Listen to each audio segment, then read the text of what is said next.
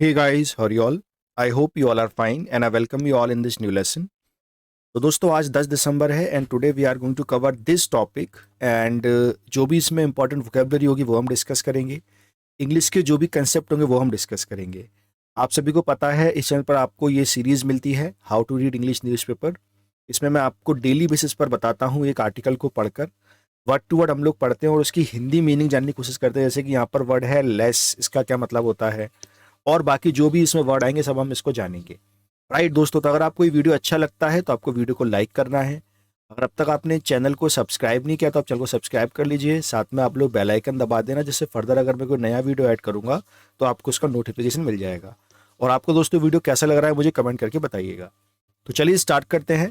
तो ये हमारा आर्टिकल है, एक एक करके समझते हैं। सबसे पहले हेडिंग क्या है, rain lashes Tamil Nadu coast as Mandous makes landfall.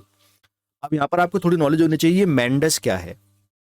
दोस्तों मेंडस एक रिसेंटली आया हुआ साइक्लोन है जो बे ऑफ बंगाल में एमर्ज हुआ है और अभी करेंटली जो तमिलनाडु है हमारा, तमिलनाडु के कोस्ट पर हिट कर रहा है।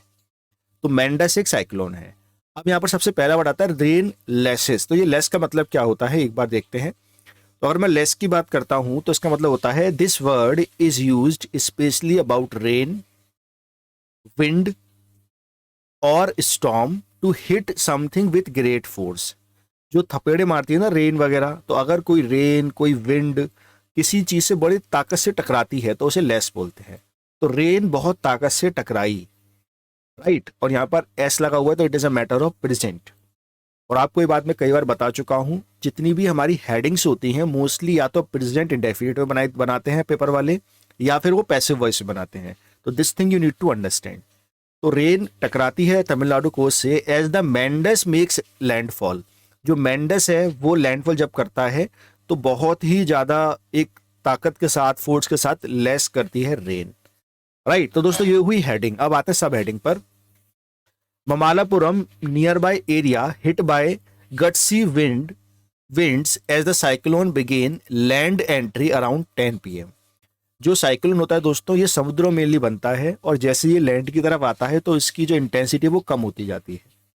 तो जैसे ये जो मेंडस साइक्लोन है इसने लैंड से ये टकराया तो इसकी जो गट्सी विंड है उसने 10 पीएम के आसपास वो टकराया और उसने गट्सी विंड ने हिट किया ममालापुरम और उसके आसपास के एरिया को। ये बात इसमें यहाँ पर बोली गई है। द डिजास्टर रिस्पॉन्स टीम, जो डिजास्टर हुआ है ये जो नेचुरल डिजास्टर है इसकी जो टीम है पुट ऑन हाई अलर्ट। जो डिजास्टर टीम है उसको हाई अलर्ट पर रखा गया है। More than 15 flights from Chennai airport cancel. और चेन्नई एयरपोर्ट की मैक्सिमम जो मतलब 15 से ज़्यादा जो फ्लाइट है उन्हें कैंसिल कर दिया गया है। ये दोस्तों इसकी सब हेडिंग है। अब हम लोग मेन अंदर आते हैं आर्टिकल में। Cyclone Mandous began landfall at the Mamallapuram coast near Chennai at 10 PM on Friday. Comma आ गया, रुकना पड़ेगा। तो जो साइक्लोन मेंडस है उसने स्टार्ट किया, देखिए बिगिन की सेकंड हो गई बिगेन। क्या लैंडफॉल, लैंडफॉल होता है एक तरह से जो साइक्लोन समुद्र में बना था अब वो टकरा रहा है जमीन से आकर, तो उसे लैंडफॉल बोलते हैं। तो जमीन से वो टकराया ममालापुरम के एरिया में 10 PM के आसपास। तो जब साइक्लोन जमीन से आके टकराता है दोस्तों तभी सबसे ज्यादा दिक्कत होती है साइक्लोन से। Bringing more intense rain, bringing मतलब है लेके आया, bringing more intense rain to the coastal area of Tamil Nadu. और तमिलनाडु के कोस्टल एरिया में बहुत ज्यादा रेन वो लेके आया। आगे देखते हैं। The cyclone moved at the speed of 14 kilometre per hour. जो साइक्लोन है वो किस स्पीड से चला, 14 किलोमीटर पर आवर की स्पीड से चला। Squally winds gusting up to 85 kilometre may blow along the Tamil Nadu, Pondicherry, south southern Andhra Pradesh coast till Saturday morning and decrease gradually. यानी कि जो इनकी जो विंड की स्पीड है वो 85 किलोमीटर तक हो सकती है। कहाँ कहाँ पर, पौंडीचेरी में, तमिलनाडु में, और जो साउथ हमारा सदर्न आंध्र प्रदेश है वहां पर। और सैटरडे मॉर्निंग तक ये कम होगी, राइट। सैटरडे मॉर्निंग तक ये कम होती चली जाएगी। आगे देखते हैं। Saturday decreasing gradually. Places like Chennai, Tiruvallur, Ranipet, Ranipet started experiencing strong surface wind of 15 to 60 kilometre around 9 PM। यानी कि जो चेन्नई है, तिरुवल्लूर है, रानीपेट है, ये बेसिकली करीब 9 बजे के आसपास इन्होंने सरफेस विंड को एक्सपीरियंस किया, लगभग 50 से 60 किलोमीटर की स्पीड को इन्होंने एक्सपीरियंस किया। किसने कहा ये बात? Said the S Balachandran, additional director general of the meteorology Chennai. Chennai के जो मेट्रोलॉजी के डायरेक्टर जनरल है एस बालाचंद्रन, उन्होंने ये बात बताई। अगले पैराग्राफ पे आते हैं।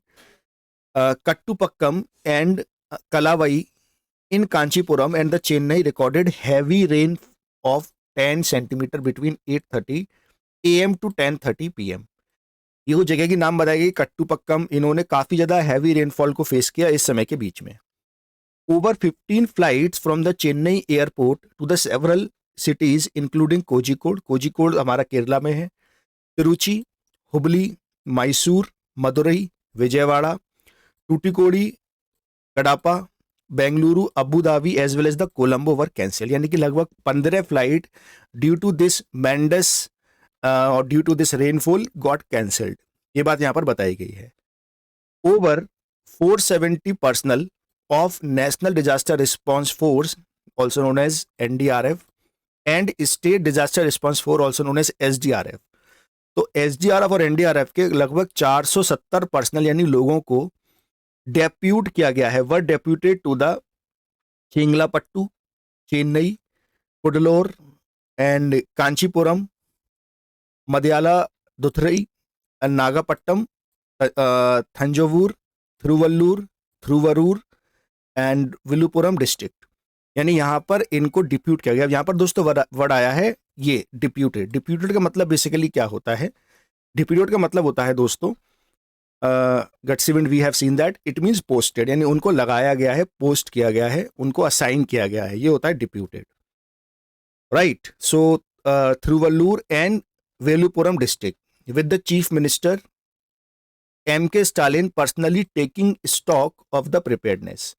जो MK स्टालिन है वो इनके साथ में मिलकर, NDRF और SDRF के साथ में मिलकर ये जो सिचुएशन है उसका टेक द स्टॉक कर रहे हैं। अब ये टेक द स्टॉक का मतलब दोस्तों क्या होता है? टेक स्टॉक का मतलब होता है to make an overall assessment of a particular situation.